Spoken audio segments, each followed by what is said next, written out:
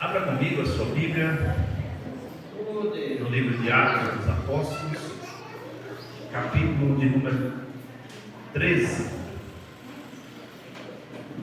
Atos dos Apóstolos, capítulo 13. Nós estamos estudando a série do livro de Atos dos Apóstolos. Aleluia. E hoje nós vamos mergulhar um pouco no início das primeiras viagens missionárias de Paulo e Barnabé. Nós vamos ler apenas os 3 primeiros versículos, porque nós vamos depois contextualizar os demais versículos e senão nós vamos gastar muito tempo aqui lendo sobre o assunto que nós vamos estar contextualizando. O versículo 1 diz assim: na igreja de Antioquia, profetas e mestres, Barnabé, Simeão, por sobrenome Lídia, Lúcio de Cirene, Manaé, Colasso de Herodes, o tetrarca, e Saulo. E servindo eles ao Senhor, jejuando, disse o Espírito Santo: separai-me agora Barnabé e Saulo para uma obra que eu tenho chamado. Quero ler em outra tradução, versículo 2. E servindo eles ao Senhor e jejuando, disse o Espírito Santo: apartai-me a Barnabé e a Saulo para uma obra que eu os tenho chamado. Versículo 3. Então, jejuando e orando, e impondo as mãos sobre eles, os despediram. Senhor Deus, mais uma vez estamos aqui para ouvir a Tua voz através da Tua palavra. Venha falar conosco, Senhor, abrindo as revelações da mesma aos nossos corações. Repreenda todo espírito de distração, repreenda, Deus, toda a retaliação do inimigo, toda a força contrária. Ó Deus, eu que Teus filhos e filhas estejam aqui nesta noite para ouvir a Tua voz. Deus, também aqueles que vão nos alcançar através das mídias sociais, que o Senhor possa falar em cada coração, em o nome de Jesus nós te agradecemos. Amém. Poderia sentar. Nós estamos algumas semanas já estudando o livro de Atos dos Apóstolos. Eu quero fazer aqui uma rápida retrospectiva para a gente entender todo o contexto que nós estamos estudando. Desde a primeira semana nós estudamos o primeiro capítulo, quando fala ali sobre o início da igreja. Estudamos ali quando Jesus está despedindo o povo ali, cerca de 500 irmãos, as ordens de Jesus aí para Jerusalém, se reunir até que do alto fosse revestido de poder. Há cerca dos 40 dias que Jesus permanece ali com os seus discípulos, dando as últimas instruções. O capítulo de número 2 ali cumpre as promessas de Jesus, que foi a descida do Espírito Santo. Quando nós chegamos no capítulo 3, nós vemos ali o início dos primeiros milagres realizados através das mãos dos apóstolos. Quando Pedro e João vão ao templo orar, e ali um homem paralítico é curado da sua enfermidade. Quando nós chegamos no capítulo de número 4, nós vemos ali o discurso de Pedro perante o Sinédrio. Devido ao capítulo de número 3, aquele milagre ali causou um alvoroço muito grande, e eles queriam fazer Pedro e João parar de anunciar esse evangelho, parar, mas Pedro ali é convencido e tenta convencê-los de quem o chamou. Quem chamou foi Jesus, e os sinais iriam continuar acontecendo no meio do povo de Deus. No capítulo 5 nós estudamos acerca de Ananias e Safira, aonde ali a igreja se reúne ou se une em um propósito, e aquele casal é morto ali dentro da igreja por mentir, não aos homens, mas mentir ao Espírito Santo. Quando nós chegamos no capítulo 6, nós vemos as instituições ali dos diáconos, aonde é instituído os diáconos. Nós vemos ali também Deus levantando Estevão como um evangelista, como um homem que iria também, além de ser diácono, como Filipe, ser um grande pregador da palavra. O capítulo de número 7, nós vemos ali a defesa de Estevão e também a sua morte, apedrejado por estar pregando a palavra do Senhor. No capítulo 8, nós começamos a ver a perseguição da igreja, mas também o evangelho chegando no território de Samaria. Como Jesus disse que era Jerusalém, Judéia, Samaria e confins da terra. Agora o evangelho já está alcançando outros territórios. Lembrando os irmãos, como eu disse, que o evangelho não chega em Samaria através de Filipe, mas através daquela samaritana, no capítulo 4 de João, quando Jesus passa ali por Sicar e transforma a vida daquela mulher. Mas lá na frente, os discípulos também vão pregar em Samaria, e Filipe foi enviado ali por Deus para ministrar em Samaria. Quando nós chegamos no capítulo 9, nós vemos a conversão de Saulo, que ele passa de ser perseguidor agora a ser perseguido. Quando Jesus tem um encontro com ele, deixa ele por 3 dias cego, mas manda ele à rua direita, Ananias, vai ali, coloca as mãos sobre ele, e ali começa uma trajetória na vida do Saulo de Tarso, que eu expliquei para os irmãos da sua linhagem. O seu nome Saulo vem da linhagem de Saulo, que é a mesma linhagem da tribo de Benjamim, que também era da tribo ali, Saulo também era da tribo de Benjamim, então por isso que ele se chamava Saulo, e depois foi colocado também como Paulo de Tarso, que ele tinha uma cidadania também romana. O capítulo de número 10, nós vemos que o evangelho chega aos gentios, através da pregação da palavra, quando Jesus dá a visão que eu falei aqui, 2 semanas mais ou menos, falando sobre o esboço que Jesus deu a Pedro, daquela visão dos animais para ele matar e comer, mas Jesus estava dizendo os gentios também, o evangelho para chegar a ter, a descida do Espírito Santo ali na casa de Cornélio, todos ali foram batizados pelo Espírito Santo, desceram as águas. Quando nós chegamos no capítulo 11, nós vemos a defesa de Pedro já em Jerusalém, por estar pregando o evangelho. Por eles não aceitarem o evangelho e aos gentios, mas Pedro ali defende e torna novamente a falar do esboço ou da mensagem através de uma visão que Jesus deu a ele para que fosse a casa de Cornélio. Quando nós chegamos no capítulo de número 12, nós vemos a morte ali de Tiago ao fio da espada. Foi quando a semana passada falando sobre isso. E nós vemos também Pedro ali escape de uma prisão de segurança máxima. Mas a Bíblia diz que o anjo do Senhor, eu falei para os irmãos aqui, que o anjo do Senhor foi o próprio Jesus que foi ali naquela prisão, libertou Pedro, tirou ele daquela prisão. Ele aparece na casa da irmã Maria, e ali os irmãos estavam orando e buscando a Deus pela vida do seu pastor presidente. Falei para os irmãos a importância da igreja estar unida, orando e buscando ao Senhor pela vida da liderança.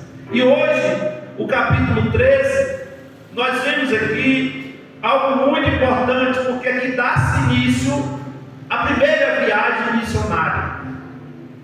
Jesus não chamou para o evangelho ficar apenas dentro de Jerusalém. Jesus causou alguma circunstância para que esse evangelho fosse expandido para outros lugares. Aqui já tem uma igreja lá na Antioquia, e essa igreja na Antioquia era uma igreja que nós lemos no capítulo 13, que a igreja tinha profetas e mestres. Repita comigo: profetas e mestres. Porque a Bíblia faz questão de mencionar que ali tinha profeta e tinha mestre. Quem são os profetas? Os profetas são aqueles que apontam os erros, é aqueles que pregam a mensagem da palavra do Senhor, é aqueles que são usados por Deus. E quem são os mestres? São os ensinadores, são aqueles que ensinam a palavra de Deus através do estudo da sua palavra. Nós vamos chegar no capítulo de número 17 de Atos dos Apóstolos, E ali tinha uma igreja chamada Iberéia, que a Bíblia diz que tudo que os irmãos ouviam dos ensinamentos dos apóstolos, eles anotavam e depois iam conferir se aquilo que estavam anotando era de fato e de verdade. O que é que a gente aprende com isso? Uma igreja que tem mestre, que tem ensinador, o povo aprende de fato e de verdade. Não é enganado apenas por falácias ou por algumas profecias mentirosas, revelações mentirosas, mas é pautada pela palavra de Deus, que é a profecia revelada a todos nós. E ali, essa igreja tinha alguns profetas, e a Bíblia dá alguns nomes. E no meio desses profetas, a Bíblia faz questão de mencionar o nome de Barnabé e de mencionar o nome de Saulo.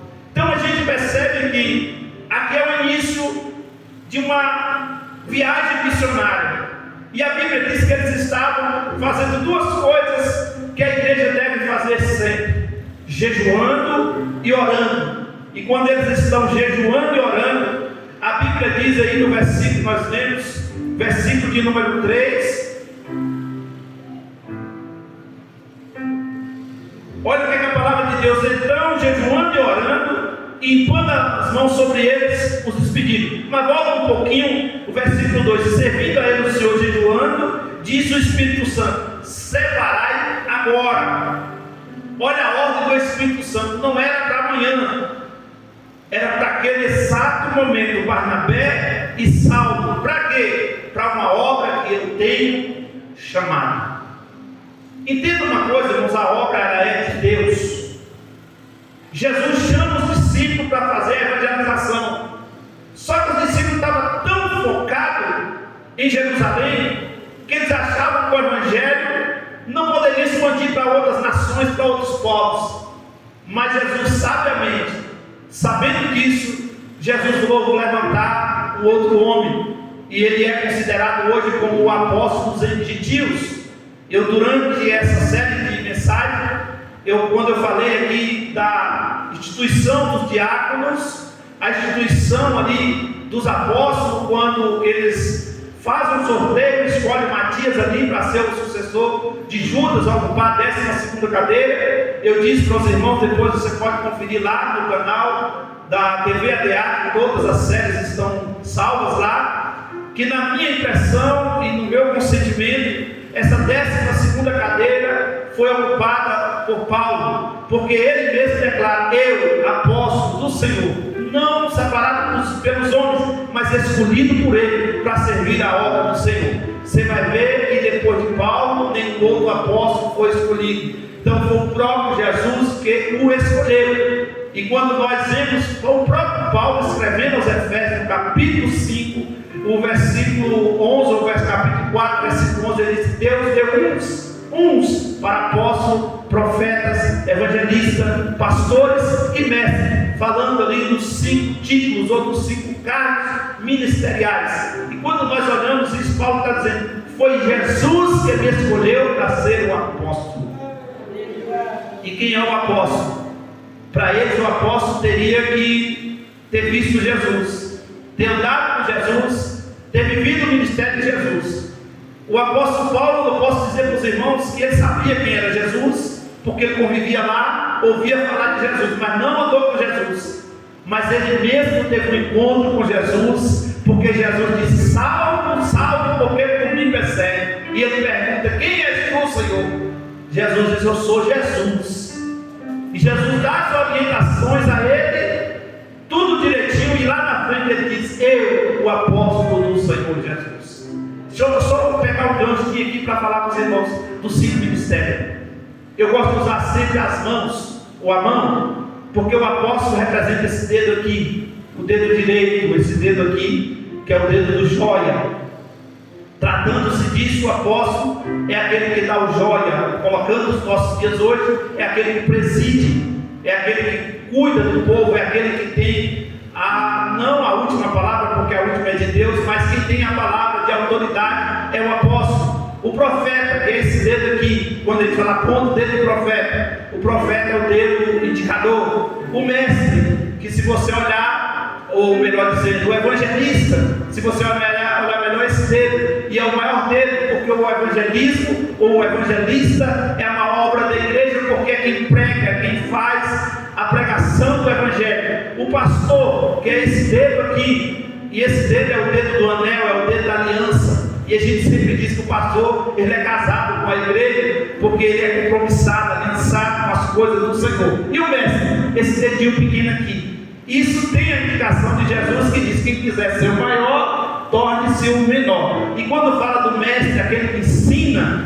por mais entendimento que ele seja, ele se torna um menor, porque ele é servo dos outros. Ele é servo daquele a qual Deus chamou para ensinar os outros.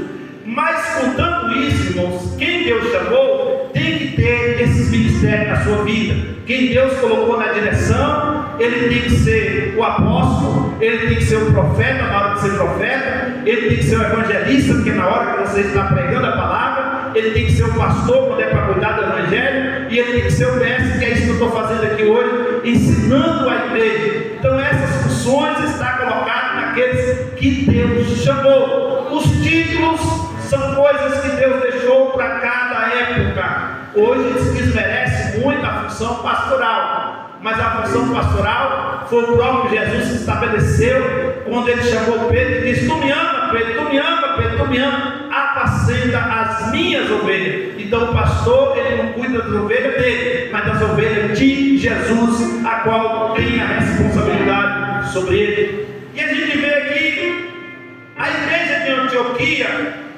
que ali também se torna um centro de liderança espiritual. Não era só em Jerusalém.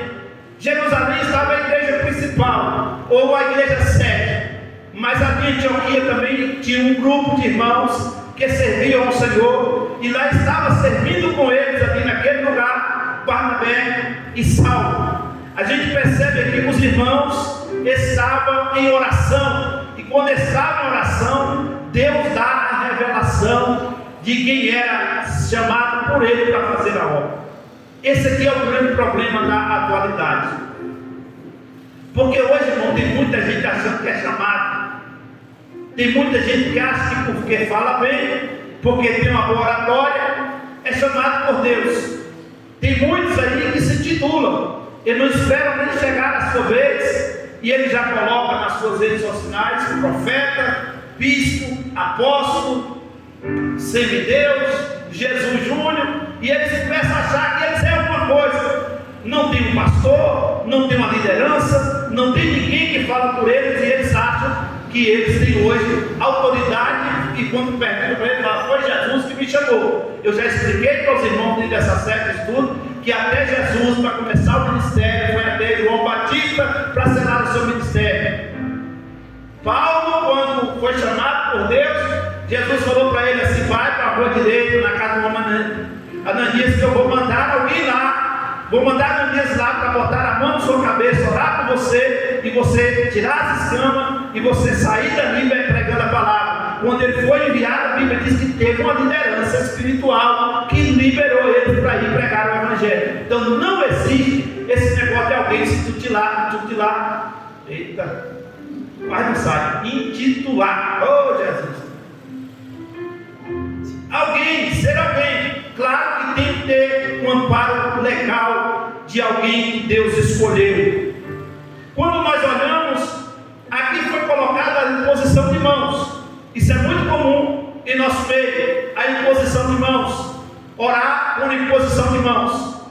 Quando nós somos separados para o santo ministério, na nossa convenção, a gente é chamado à frente, e ali a gente ajoelha, e ali os pastores que nos indicou para o santo ministério, a nossa convenção, é colocado sobre a nossa cabeça a imposição de mão, e ali a partir daquele momento que passou pelos trâmites legais que a convenção exige, chega o momento da imposição de mãos. A partir daquele dia, você é consagrado para aquele cargo, o evangelista ou pastor, para fazer a obra do Senhor. Então você daquele dia diante tem legalidade diante de Deus e diante dos homens para exercer o ofício pastoral. Fora disso, irmãos, fora disso, é só especulação, é só alguém que quer ser o que não é.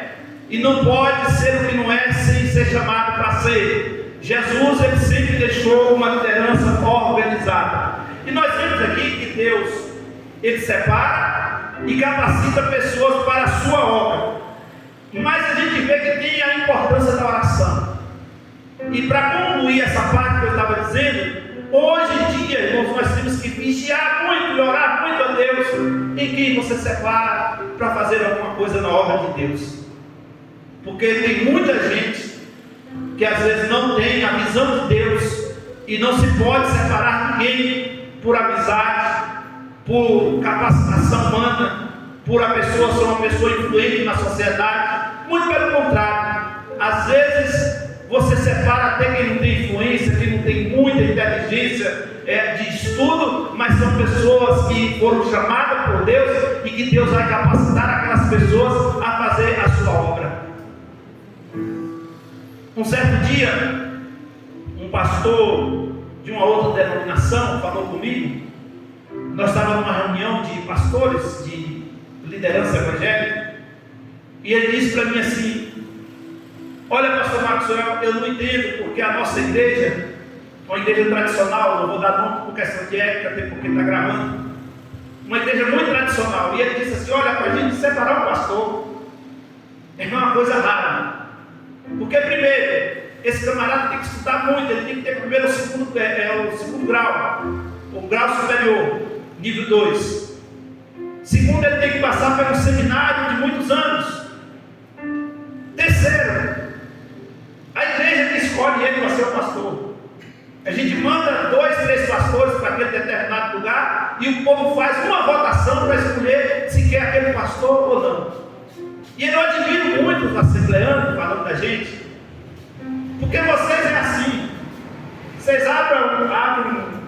pegam um ponto que está ali parado, botam uma placa, botam uma caixa de som, pegam um camarada sem analfabeto, sozinho, ele, a mulher dele, os filhos, e ele começa ali falando: Jesus salva, Jesus cura e tal, e começa a pregar. Daqui a pouco aquele pontinho está cheio de gente. Daqui a pouco ele já está arrumando um terreno para construir a igreja. Daqui a pouco já tem uma igreja pronta e vocês têm milhares e milhares de pessoas fazendo o evangelho desse jeito. Nós não conseguimos fazer dessa forma, mas é admirável a forma que você trabalha.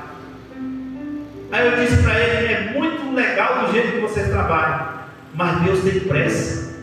A obra de Deus não tem que esperar alguém se preparar 10, 15 anos. Deus chamou, foi para hoje. O ID de Jesus não é só para quem é preparado, não, é para todos nós. E se você não tem pessoas capacitadas, coloca pessoas lá que Deus vai capacitar ela, e o evangelho de Jesus vai ser pregado e as almas vão ser ganhas para o reino do céu. Isso é importante, irmão. Não é que a gente vai chegar e colocar qualquer um para fazer a obra de Deus, mas existe casos em algumas necessidades que Deus usa homem, mulher, menino, quem Ele quiser para fazer a obra dele. Tem uma missionária, eu esqueci o nome dela, eu não sei se ela é daqui de Vitória da Conquista, mas ela está na África há mais de quase 20 anos. Fátima, missionária Fátima. Tem uns 30 anos. Se você vê o trabalho que essa mulher faz lá, irmãos, coisa que muitos homens não fazem. Ela é ligada à igreja aqui de Vitória da Conquista. O pastor dela é aqui de Vitória da Conquista. Mas ela está fazendo lá coisa que muitos homens não fariam o que ela faz. Entrando em muitos lugares onde que pessoas não entrariam. Só que ela não é pastora, ela é missionária. Porque tem gente que está preocupada com o título, mas não é o título, é a vocação. Você está vendo aqui nós falar da igreja missionária, o próprio Paulo, ou Saulo, ali como era chamado, sem ter título nenhum, e Jesus falou: separa eles. Ele foi ter o título lá na frente, porque ele mesmo disse: não foram os homens que me deram, não. Os homens não reconheceram Paulo como apóstolo, não, mas Jesus lá na frente o reconhece. O importante é você fazer a obra de Deus. Mas pastor, eu não sei falar, pastor, eu não sei pregar, pastor, eu não sei isso. Deus te capacita a fazer. Abre a tua boca, fala de Jesus. Você sabe falar que Jesus salva? Todo mundo sabe. Que Jesus cura, que Jesus batiza, que Jesus leva para o céu, que Jesus leva para o voltará. Irmão, você já é um grande pregador, uma pregadora do evangelho, só com essas 5 palavras que você falar: Jesus salva, Jesus cura, Jesus liberta, Jesus transforma,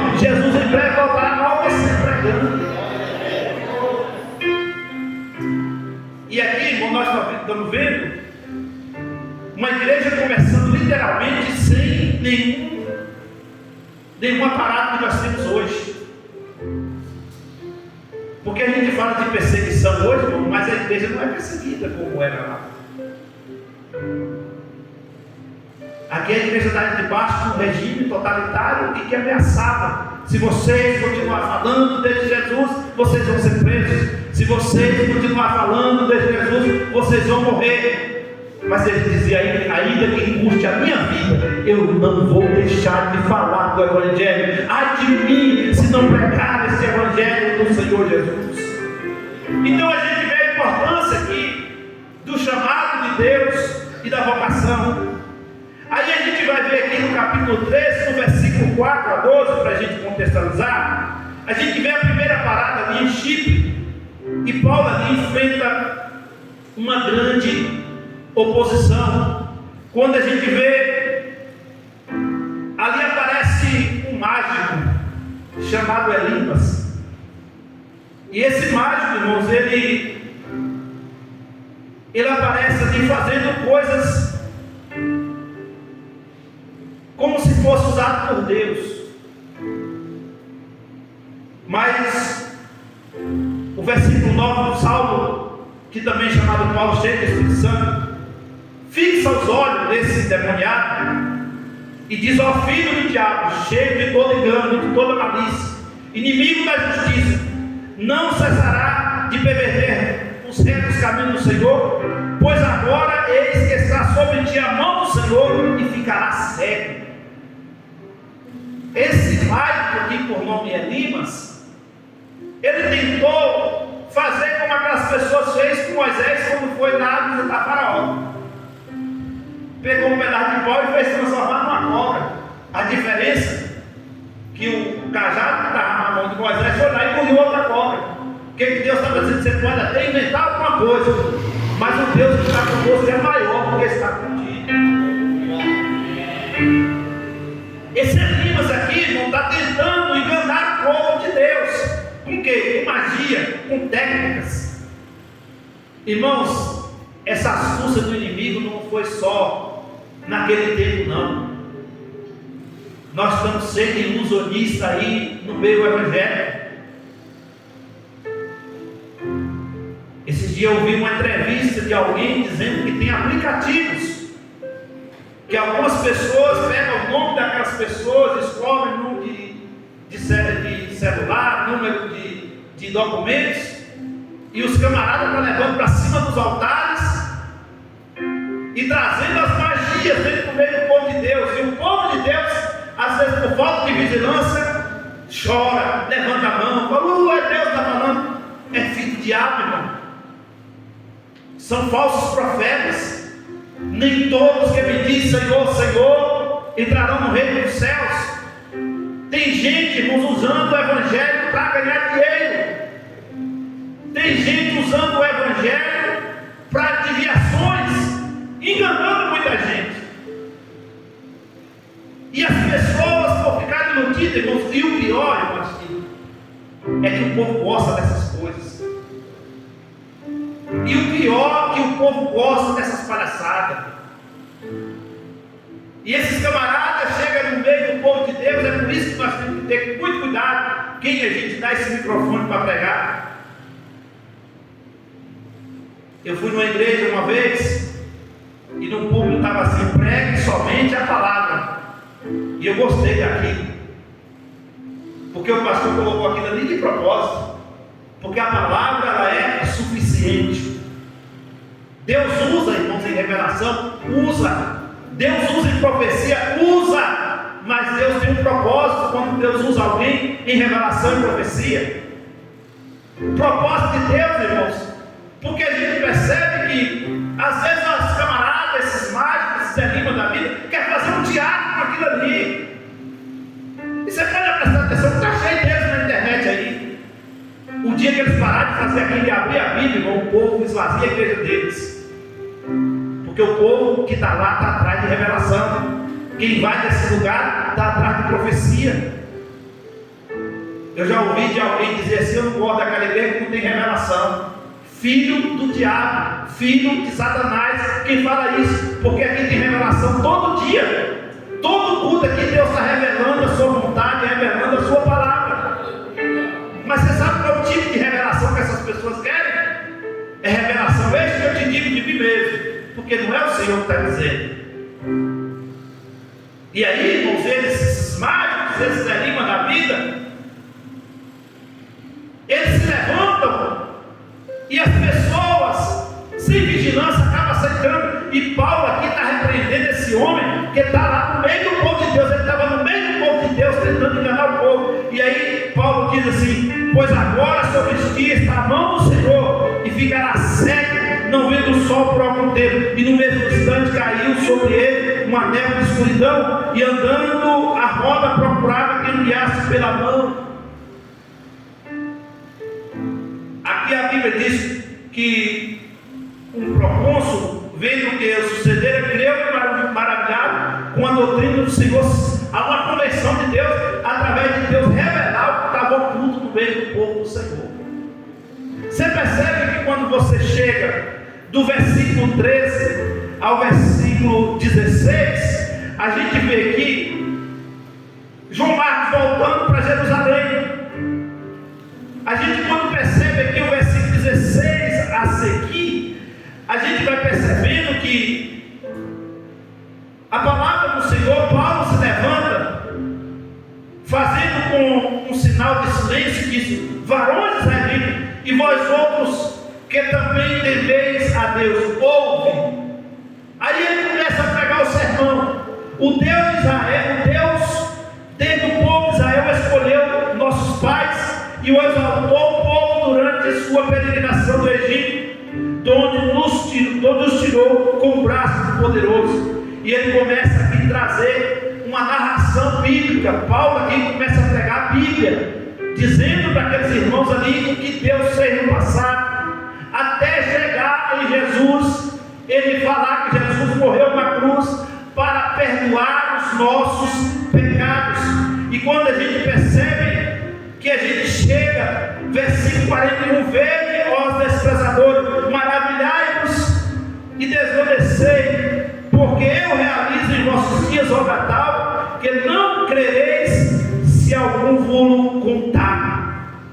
E ele está falando que Jesus foi ressuscitado, versículo 30, dentre os mortos, e que foi visto por muitas pessoas. E a gente vai percebendo que o Evangelho vai enfrentando algumas oposições, mas Deus, ele vai confirmando a sua vontade, confirmando o seu poder.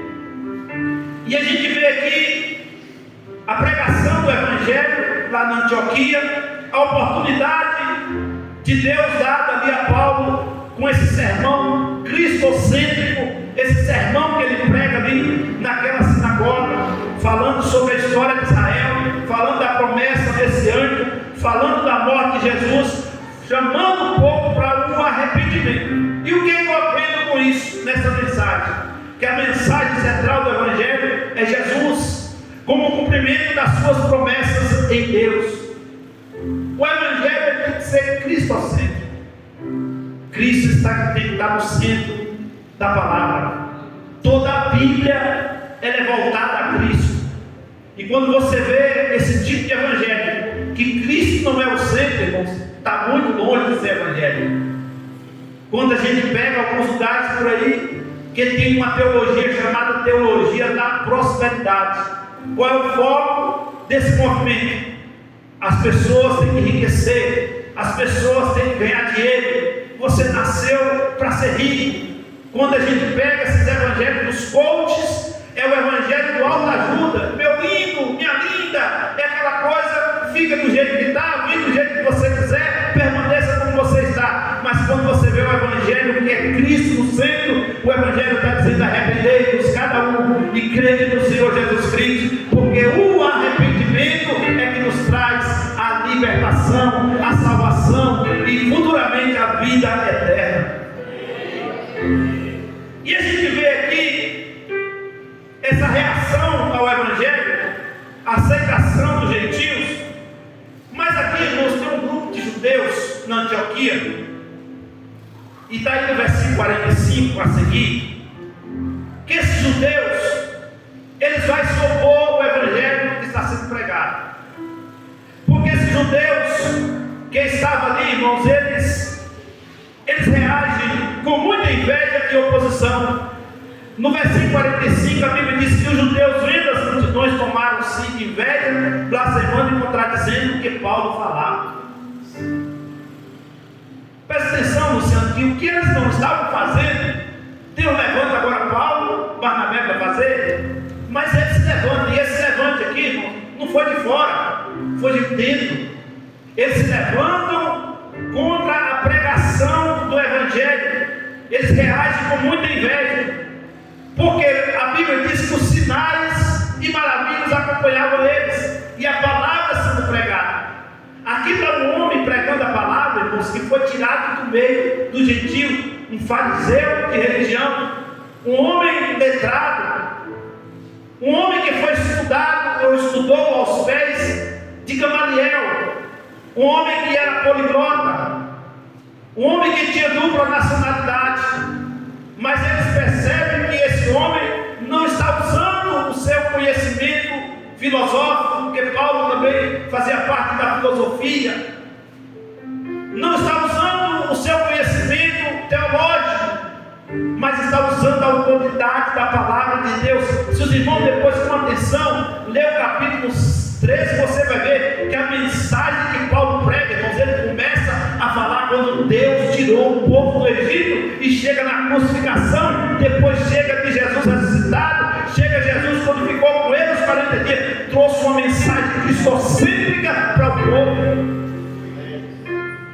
E a mensagem cristocêntrica lhe incomoda, porque a gente percebe que essas pessoas não queriam esse tipo de mensagem. Eles queriam o Elimas, eles queriam o movimento. Tem gente que gosta muito do movimento, tem gente que gosta muito do oba-oba, do pula-pula. Só que o que edifica o homem e a mulher de Deus é a palavra de Deus pregada. Irmão, sou pentecostal até dormindo. Eu não tenho problema nenhum com quem pula, com quem profetiza, com quem faz aviãozinho. Eu não tenho problema nenhum, desde que seja cheio de Deus e da presença de Deus, desde que aquela manifestação seja espontânea e não para chamar a atenção de ninguém, seja que aquilo seja um momento em que Deus derrama a sua graça, o seu poder sobre o povo, e aí a gente não tem capacidade de conter aquilo, mas o ensinamento da palavra de Deus, a absolvição da palavra de Deus para a nossa vida é que vai mudar a gente de direção.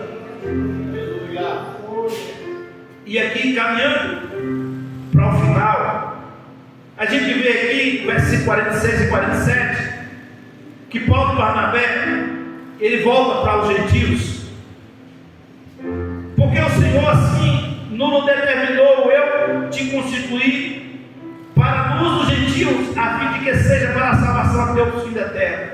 Os gentios, ouvindo isso, regozijaram e glorificaram o Senhor, e creram todos os que habitavam, que haviam sido destinados para a vida eterna.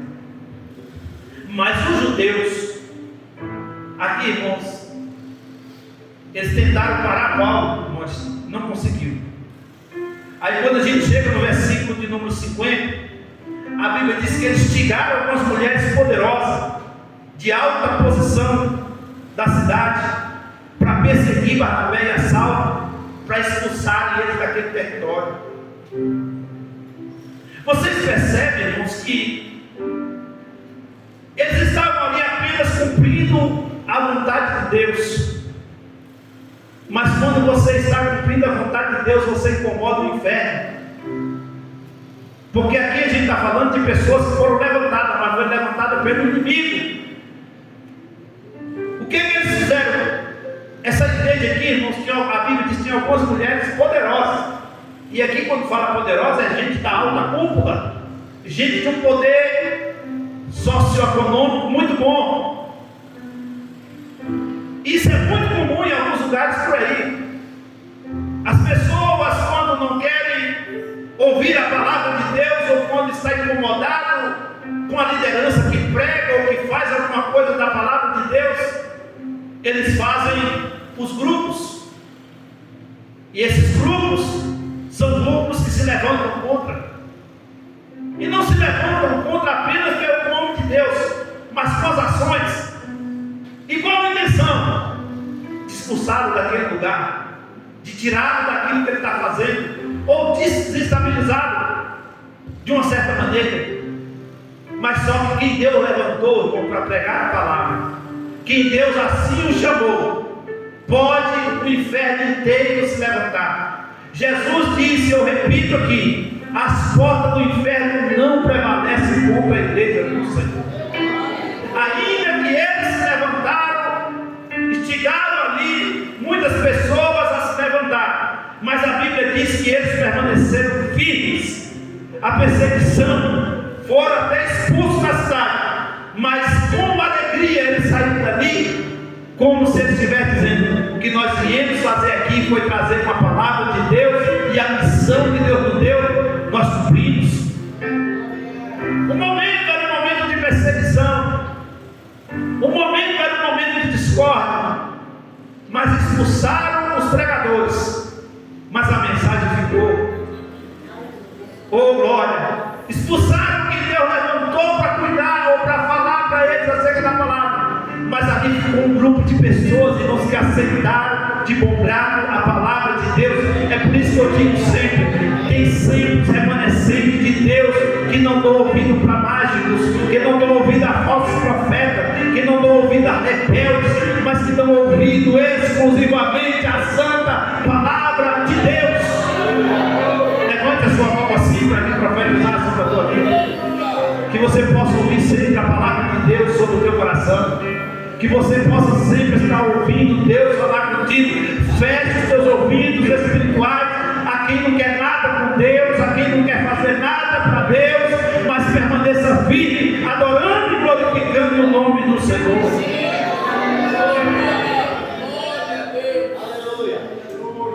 E o Evangelho, irmãos, sempre causou problema onde ele chega. Sempre aonde o Evangelho chega, causa um problema muito grande. Você sabe onde é o problema maior? É no inferno. O segundo problema é que o inimigo vai usar pessoas a perseguir, a não aceitar. E às vezes os inimigos não estão nem lá fora, o inimigo está dentro. O inimigo às vezes está do lado, usa a carteirinha de membro, usa uma função eclesiástica, mas a Bíblia diz assim: não dê lugar ao diabo. O apóstolo Tiago diz: sujeitai-vos, pois, a Deus, e resistir o diabo, e ele fugirá de vós. Você sabe qual é o maior problema? Porque enquanto tinha um grupo de irmãos que orava, que jejuava, também tinha um grupo do outro lado que não orava, não jejuava, mas reclamava. Não aceitava todo tipo de mensagem. Parece os dias atuais, irmãos. Porque tem gente que não aceita qualquer mensagem. Porque para ele a mensagem pregada é muito direta. É porque sabe da minha vida. Ou, irmão, se todas as vezes que você sentasse para ouvir, você ouvisse não uma direta, mas uma direta do céu através da palavra para a sua vida. Todas as vezes que você sentasse para ouvir a voz de Deus, alguma coisa fosse corrigida de você, opa, é para mim. Mas você sabe qual é o problema? Alguém diz: rapaz, era para fulano de tal, está aqui para ouvir essa palavra. Não, irmão, Deus não fala com quem está ausente. Deus fala com quem está presente, é comigo. Todas as vezes que você for corrigido por Deus pela sua palavra, não leve isso como uma indireta, mas leve como uma direta dentro do seu coração. Deus, eu preciso me corrigir, eu preciso me consertar, a palavra é para mim. Não transfira para os outros o que é para você, que assim a sua vida vai ser mudada, transformada a cada dia. Aleluia! E aqui eu já falei que ia finalizar e finalizei, mas calma aí. Aleluia! O Evangelho vai causando divisões, rejeições, mas tem aquele grupo que aceita com alegria. E os remanescentes que aceitam com alegria, irmãos, é contagiante. Porque do mesmo jeito que tem um grupo que contagia para o lado mal, tem um grupo que contagia para o lado bem. E o grupo que contagia pelo lado bem é aquele que prega o que pregou. Pastor, como que é isso? Ele chega para o irmão e fala: rapaz, você perdeu o culto hoje. Deus falou muito comigo. Que palavra de Deus ao meu coração. Mesmo que o chicote estralou nos seus ombros, mas você pode dizer: Deus falou comigo muito essa noite. Deus renovou a minha força. Deus renovou a minha esperança. Esse é o grito contagiante que nós devemos seguir. Mas tem aquele grupo que cultua aquele descer para mim. É para tu ver. Que bom que Deus está falando para você. Que bom que Deus se lembrou de você. Porque o dia que você deixar de ouvir essa voz, você está morto, meu irmão. Você está morta, minha irmã. Mas enquanto você estiver ouvindo a voz, mesmo que Deus às vezes te pune pela palavra, porque às vezes não é uma palavra dura, mas você ainda está vivo, você ainda está vivo. E você está aqui para ouvir a voz do Senhor. E deixa eu tirar alguns aprendizados de tudo que aconteceu aqui na igreja de Antioquia. Primeiro foco, a missão, em fazer a obra de Deus, que nós chamamos hoje de missão transcultural. É aquela missão que você sai de um lugar para outro, de uma cultura para outra. Eu dei exemplo aqui da missionária Fátima, saiu do seu habitat, da sua cultura, para ir para uma cultura diferente. Eu tenho um pastor conhecido meu que está na África há mais de 15 anos, mais ou menos. Ele e a sua esposa. E ele foi para uma região da África, mas não uma região pobre. Ele foi para a região de Cabo Verde, a região sul da África, a região mais rica. E ele chegou lá, já tinha alguns lugares, já tinha alguns costumes que não tem aqui no Brasil. E ele falou que ele foi visitar uma família de irmãos. E lá eles têm uma cultura, eles têm um tipo de bebida que eles oferecem para o convidado. É como nós oferecemos um cafezinho aqui. E eles, sem saber, o pessoal preparou aquela bebida e falou para ele: dá toma de uma bolada só. E eu não sei se os irmãos já viram em alguns lugares, tem uma bebida que chama capeta. O nome da bebida é capeta. Já viu falar? Quem já viu falar desse capeta? Cara, você já bebeu? Porque isso é de carnaval, de São João, de micareta. E o que é colocado no capeta? Além do capeta, tem as bebidas, né? E o que é que mistura? Mistura de vodka, mistura leite condensado. E mistura um monte de coisa e bate, irmão. E dá aquela sensação, quando a pessoa bebe, que aquilo é doce. Mas 5 minutos depois, eu estava cachubado com aquilo. E ele, para explicar para mim o que é que deu para ele lá, eles fazem o tipo desse negócio do capeta, para vocês entenderem, bate ali e o cara toma. Só que tem álcool. E é comum na cultura deles fazer isso. Irmão, ele disse que a esposa dele não tomou, que ela falou: não tomo porque tem doce, minha glicemia é alta. Ela não quis tomar, mas ele tomou de uma vez só. Ele tomou com 5 minutos, irmão, não estava voltando. Ele voltou com 10, ele já estava no banheiro vomitando. E aí vai explicar para esses irmãos que ele não bebia, que ele não tomava nada de bebida alcoólica, só que era a cultura de lá. E ele, por não vigiar, não pesquisar antes, ele acabou caindo e tomando uma sem querer. Cometeu algum pecado? Nenhum. Ele foi enganado, ou as pessoas também não enganou ele, mas não sabia, mas a cultura era aquilo ali. Existem tribos, existem lugares que quando aceitam uma pessoa chegar lá, os donos daquela tribo oferecem esposa, que tem várias, oferecem filhas, são cultura deles.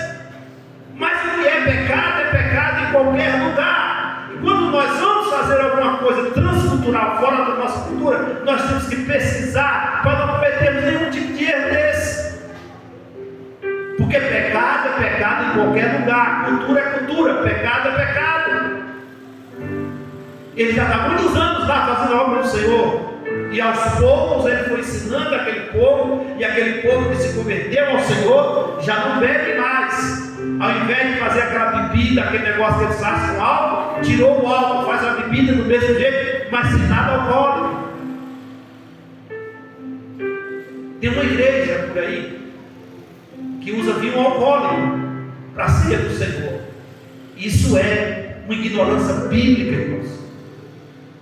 Porque o suco da uva tem que ser puro para simbolizar a pureza do sangue de Jesus. Mas na visão deles, que vinho pode ser qualquer um, e não pode. É o suco natural, sem nenhuma fermentação.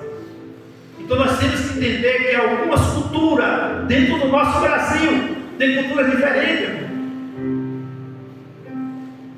Eu cheguei num lugar e eu pega meu capote. Capote para a nossa região, eu tomei um capote. Aqui esse povo também fala capote, né? Blusa? Não, né? Pra você ter ideia, 200 e poucos quilômetros aqui é blusa. Pega a galeota lá para mim, porque diabo é galeota. Para você ver que é a cultura de um lugar para outro. Galeota é um carrinho de mãos. Você entendeu? Porque eu estou explicando para os irmãos o que é cultura. Tem galeota para mim é uma galinha. De madeira. Olha isso. Então, irmãos, só vocês vão entender que culturas tem lugares, nós pastores somos mudados de lugares. Nós não viemos de muito longe, irmãos, mas a cultura de onde eu vim é o oposto da cultura daqui, de muitas áreas. Algumas coisas que os irmãos falam, tem hora que eu fico assim, e eu tenho certeza que o que eu e Jesus falam também vocês ficam, porque são culturas diferentes. O que não pode mudar é a essência. Você pode falar galeota, capote, falar o que você quiser. Isso é questão de cultura. Mas tem uma coisa que nós temos em comum, e isso que eu digo que o Evangelho chega em qualquer lugar, é falar de Jesus. Deixa eu dar um exemplo aos irmãos para encerrar. A Bíblia já foi traduzida em vários dialetos, mais de 2.000 dialetos. Existe um lugar aí que eu esqueci o nome, porque eu não estava projetado para falar isso, estou lembrando, para dar exatamente o lugar, que eles não conhecem pão. Eles não sabem o que é pão. E lá eles têm um negócio que eles fazem, se chama biju ou beiju, feito de tapioca, de farinha. Na tradução da Bíblia, quando diz Jesus é o pão da vida, lá teve que colocar Jesus é o biju da vida. Sabe por quê, irmão? Porque se colocar pão, a gente não vai saber o que é pão. Os irmãos estão entendendo que o Evangelho tem que chegar nos lugares através de culturas. Eu vou pregar numa praça pública, deixa eu dar um exemplo para os irmãos. Aí eu chego lá e começo a soltar uma rajada de menino estranho, tão escuro, dou umas cambalhotas. E alguém vai dar um doido. Esse povo é doido. Eu vi essa semana, irmãos, um evangelista com uma bateria eletrônica. Esqueci o nome, mas não tem nada, só um pauzinho na mão. E alguém fez um vídeo e falou assim, até explicar para o povo que aquilo ali não é macumbado, não é macumba, nem magia dele. O cara tocando a bateria aqui, ó, só com os pauzinhos na mão. Isso hoje já é normal, mas seria um arquivo desse aí, o cara que passa de longe, que nunca viu uma bateria na vida, e vê alguém lá, esse povo é doido. Como é que está fazendo barulho aí? E toca de verdade, irmão. Então são coisas que a igreja tem que ter estratégia. Ô irmãos, eu amo a Assembleia de Deus, a nossa igreja. Nós só temos um problema, nós é a igreja que mais ganha, mas também a igreja que mais perde. Mas nós temos essa vontade de ganhar muita gente para Jesus. Porque cada lugar, não importa a cultura, o jeito de falar, tem um homem e uma mulher de Deus dizendo Jesus salve. Tem alguém com a Bíblia de braço no braço, pregando o Evangelho. Tem alguém numa praça pregando o Evangelho. Tem alguém na rua entregando o folheto. Tem alguém falando na rede social. De algum modo você está fazendo a vontade de Deus. E concluindo, para encerrar, o Espírito Santo é quem guia a missão da igreja. O Evangelho ele sempre vai enfrentar a oposição, mas também traz as conversões. Deus amplia o alcance da salvação, tanto para os de fora, tanto para os de dentro. Quando eu digo de fora, é aqueles que estão longe e aqueles que estão perto de nós. E a alegria do Espírito Santo permanece em nós, mesmo em meio à perseguição. A igreja ela não vai parar. A marcha da igreja ela não vai parar. Independente de você, independente de mim, a igreja ela continua viva. A igreja ela continua poderosa. A igreja continua pregando que Jesus salva, que Jesus liberta e que em breve Jesus voltará. A igreja, irmãos, tem um poder extraordinário que a terra não tem, que os governos não têm, que nenhuma autoridade tem, que o dinheiro não compra. Nimas tentou enganar através de magias e através de coisas que ali no meio parecia até bonito aos olhos de quem estava vendo. Mas Deus sempre vai ter um Paulo, um Barnabé, um homem, uma mulher de Deus, uma palavra de autoridade para expulsar todo mal do meio do seu povo. Fica de pé adorando o Senhor.